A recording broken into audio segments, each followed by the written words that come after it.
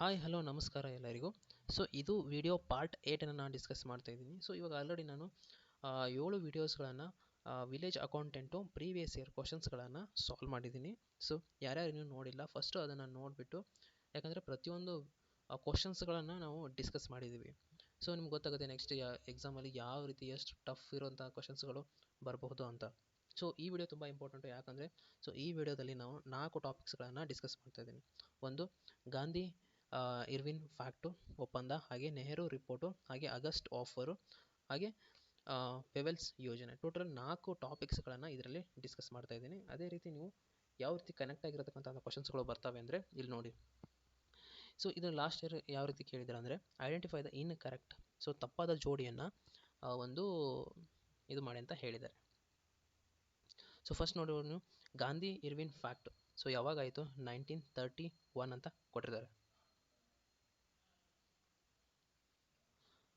ಅದೇ ರೀತಿ Nehru report 1928. So Gandhi Irwin fact 1931 ಇದು ಕರೆಕ್ಟು. ಅದೇ ರೀತಿ ನೀವು ನೆಹರು ರಿಪೋರ್ಟನ್ನು ನೋಡಿದಾಗ 1928 ಇದು ಕರೆಕ್ಟು. ಆಗಸ್ಟ್ ಆಫರು 1938 ಅಂತ ಹೇಳಿದ್ದಾರೆ. ಸೊ ಇದು ರಾಂಗ್. 1940ರಲ್ಲಿ ಅದು ಆಗಸ್ಟ್ ಆಫರು ನಡೆಯುತ್ತೆ. ಹಾಗೆ ದ ವೆಲ್ಲನ್ಸ್ ಯೋಜನೆ ನೋಡಿದಾಗ ನೀವು 1945 ಇದು ಕರೆಕ್ಟು. ಸೊ ಇದಕ್ಕೆ ಕರೆಕ್ಟ್ ನೀವು ಆನ್ಸರ್ ನೋಡೋದಾದರೆ ಆಪ್ಷನ್ 3 ಈಸ್ ಕರೆಕ್ಟು, ಯಾಕಂದರೆ ಅವರು ಇನ್ ಕರೆಕ್ಟ್ ಆಪ್ಷನ್ ಅಂತ ಹೇಳಿದ್ದಾರೆ.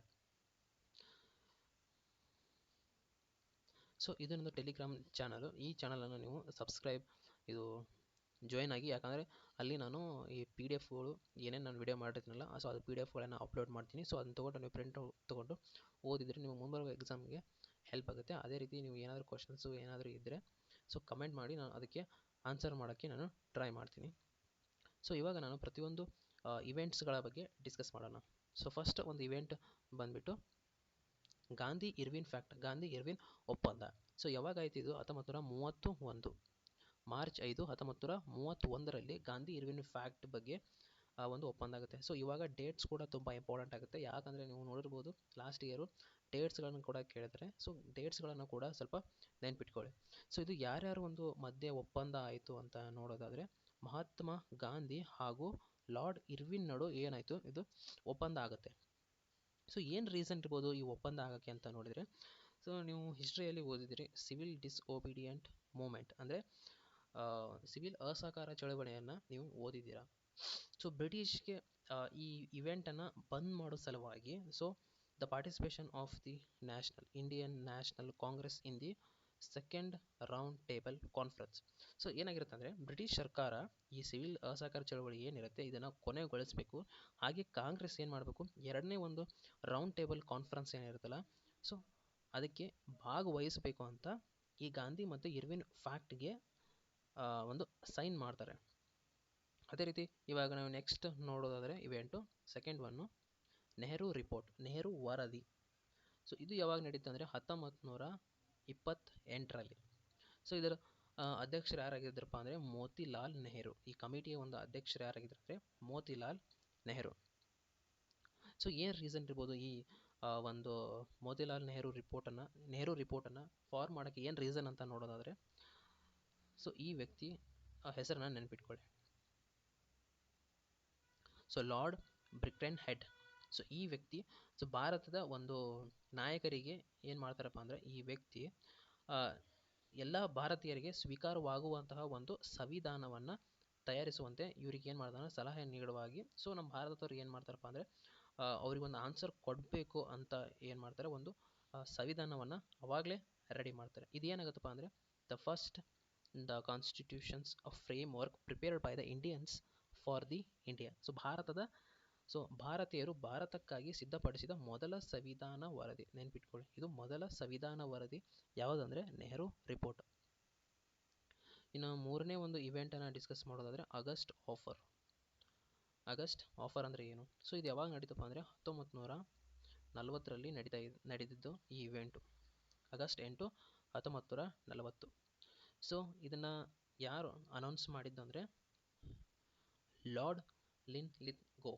ಸೊ ಇವರು ಈ ಹೆಸರನ್ನು ನೆನಪಿಟ್ಕೊಳ್ಳಿ, ಲಾರ್ಡ್ ಲಿನ್ಲಿತ್ಗೋ. ಇವರು ಏನು ಮಾಡ್ತಾರೆ ಅಂದರೆ ಇದನ್ನು ಆಗಸ್ಟ್ ಆಫರನ್ನು ಕೊಡ್ತಾರೆ. ಏನು ರೀಸನಪ್ಪ ಅಂದರೆ to secure the India support to the Britain in the world war 2. So ಎರಡನೇ ಒಂದು ಮಹಾಯುದ್ಧ ನಡೀತಿರ್ತೈತಿ. ಸೊ ಅಲ್ಲಿ ಈ ಬ್ರಿಟಿಷರಿಗೆ ಏನಿರುತ್ತೆ ಭಾರತ ಬೆಂಬಲ ಕೊಡುವಂತೆ ಘೋಷಣೆಯನ್ನು ಮಾಡ್ತಾರೆ. ಸೊ ಇಂಡಿಯಾ ಏನು ಮಾಡ್ಬೇಕಂತೆ ಬ್ರಿಟಿಷರಿಗೆ ಸಹಾಯ ಮಾಡಬೇಕು. ಯಾವುದರಲ್ಲಿ? ಸೆಕೆಂಡ್ ವರ್ಲ್ಡ್ ವಾರಲ್ಲಿ ಒಂದು ಅವರಿಗೆ ಹೆಲ್ಪ್ ಮಾಡೋಕ್ಕೆ ನಮಗೆ ಕೇಳ್ತಾರೆ ಅವರು. So offer constitutional reforms and the greater Indian participation in the governance. So ಸಂವಿಧಾನಾತ್ಮಕವಾಗಿ ಸುಧಾರಣೆಗಳು, ಸೊ ಇದನ್ನು ನೆನ್ಪಿಟ್ಕೊಳ್ಳಿ, ಸಂವಿಧಾನಾತ್ಮಕವಾದ ಸುಧಾರಣೆಗಳು ಹಾಗೆ ಆಡಳಿತದಲ್ಲಿ ಭಾರತೀಯರ ಒಂದು ಹೆಚ್ಚಿನ ಪಾಲ್ಗೊಳ್ಳುವಿಕೆ ಸೊ ಪ್ರಸ್ತಾಪಿಸ್ತಾರೆ. ಅಂದರೆ ಇವಾಗ ನಾವು ಸೆಕೆಂಡ್ ವರ್ಲ್ಡ್ ವಾರ್ ಏನಿದೆಯಲ್ಲ ಅದರಲ್ಲಿ ಏನಾದರೂ ನಾವು ಹೆಲ್ಪ್ ಮಾಡಿದರೆ ಭಾರತೀಯರಿಗೆ ಏನು ಮಾಡ್ತಾರಪ್ಪ ಅಂದರೆ ಸಂವಿಧಾನಾತ್ಮಕ ಸುಧಾರಣೆಗಳನ್ನು ಮಾಡ್ತೀವಿ, ಹಾಗೆ ಒಂದು ಆಡಳಿತದಲ್ಲಿ ನಿಮಗೆ ಹೆಚ್ಚಿನ ಒಂದು ಏನು ಪಾಲ್ಗೊಳ್ಳುವಿಕೆಯನ್ನು ನೀಡ್ತೀವಿ ಅಂತ ಈ ಆಗಸ್ಟ್ ಆಫರನ್ನು ಭಾರತದವರಿಗೆ ಆಫರ್ ಮಾಡ್ತಾರೆ. ಅದೇ ನೀವು ಈಗ 4ನೇ ಇವೆಂಟನ್ನು ಡಿಸ್ಕಸ್ ಮಾಡೋದಾದರೆ, ಸೊ ವೆವೆಲ್ಸ್ ಯೋಜನೆ. ಸೊ ಏನಿದು ಡಿಸ್ಕಸ್ ಮಾಡೋಣ. ಜೂನ್ 1945ರಲ್ಲಿ ಈ ಇವೆಂಟ್ ನಡೆದೈತಿ. ಸೊ ಇದನ್ನು ಯಾರು ಅನೌನ್ಸ್ ಮಾಡ್ತಾರಪ್ಪ ಅಂದರೆ lord Wavell. So lord Wavell ಅವರು ಇದನ್ನು ಅನೌನ್ಸ್ ಮಾಡ್ತಾರೆ. ಅದೇ ರೀತಿ ನಾವು ನೋಡೋದಾದರೆ ಯಾಕೆ ಇದಕ್ಕೆ ರೀಸನ್ ಆಗಿರ್ಬೋದು ಅಂತ ನೋಡೋದ್ರೆ, to resolve the political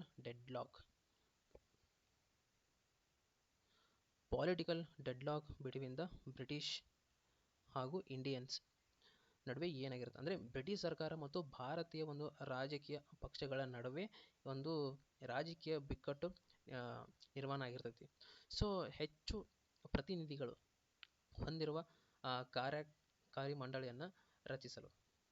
so ಇದು ಏನು ರೀಸನ್ ಆಗಿರ್ತದೆ ಅಂದರೆ ಬ್ರಿಟಿಷ್ ಮತ್ತು ಇಂಡಿಯಾದ ನಡುವೆ ಏನಾಗಿರ್ತದೆ, more representatives in the executive ಕೌನ್ಸಿಲಲ್ಲಿ ಭಾರತೀಯರಿಗೆ ಒಂದು ಹೆಚ್ಚಿನ ಒಂದು ಸೀಟ್ಸ್ ರಿಪ್ರೆಸೆಂಟೇಷನ್ ಸಿಗಬೇಕು ಅಂತ ಇದೊಂದು ವಾದ ಆಗಿರ್ತೈತಿ. ಆ್ಯಂಡ್ ಪ್ರಪೋಸ್ ದ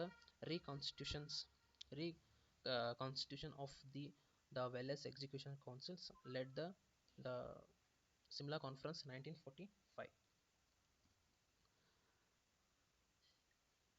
ಸೊ ವ್ಯಾಸರಾಯ ಕಾರ್ಯಕ್ಕಾಗಿ ಸೊ ಮಂಡಳಿಯ ಪುನರ್ರಚನೆ ಸ್ಥಾಪನೆ ಆಗಬೇಕು. ಹಾಗೆ 1945ರ ಒಂದು ಸಿಮ್ಲಾ ಸಮ್ಮೇಳನಕ್ಕೆ ದಾರಿ ಮಾಡಿಕೊಡಲಾಗುತ್ತೆ ಇದೊಂದು ಈ ಯೋಜನೆ. ಸೊ ಈ ವಿಡಿಯೋದಲ್ಲಿ ನಾವು ವೆವೆಲ್ಸ್ ಯೋಜನೆಯನ್ನು ಡಿಸ್ಕಸ್ ಮಾಡಿದ್ದೀವಿ, ಹಾಗೆ ಆಗಸ್ಟ್ ಆಫರನ್ನು ಡಿಸ್ಕಸ್ ಮಾಡಿದ್ದೀವಿ, ನೆಹರು ವರದಿ ಹಾಗೆ ಗಾಂಧಿ ಇರ್ವಿನ್ ಫ್ಯಾಕ್ಟ್ನ ಡಿಸ್ಕಸ್ ಮಾಡಿದ್ದೀವಿ. ಸೊ ಟೋಟಲ್ 4 ಇವೆಂಟ್ಸ್ಗಳನ್ನು ಡಿಸ್ಕಸ್ ಮಾಡಿದ್ದೀವಿ. ಸೊ ಈ ಟಾಪಿಕ್ಸ್ಗಳು ಇದು ಎಕ್ಸಾಮ್ಗೆ ಅಷ್ಟೇ ಇಂಪಾರ್ಟೆಂಟ್ ಅಲ್ಲ, ಮುಂಬರುವ ಎಲ್ಲ ಎಕ್ಸಾಮ್ಸ್ಗಳಿಗೂ ಇಂಪಾರ್ಟೆಂಟ್ ಆಗುತ್ತೆ. ಇದ್ರ PDF ನಾನು ಟೆಲಿಗ್ರಾಮಲ್ಲಿ ಹಾಕಿರ್ತೀನಿ, ಅದನ್ನು ತೆಗೆದುಕೊಂಡು ಓದ್ಕೊಳ್ಳಿ. ನಿಮಗೆ ಮುಂದಿನ ಎಕ್ಸಾಮ್ಸ್ಗಳಲ್ಲಿ ತುಂಬ ಹೆಲ್ಪ್ ಆಗುತ್ತೆ ಅಂತ ಹೇಳ್ತಾ ಮತ್ತೆ ಮುಂದಿನ ವಿಡಿಯೋದಲ್ಲಿ ಸಿಗೋಣ. ಅಲ್ಲಿ ತನಕ ಬಾಯ್.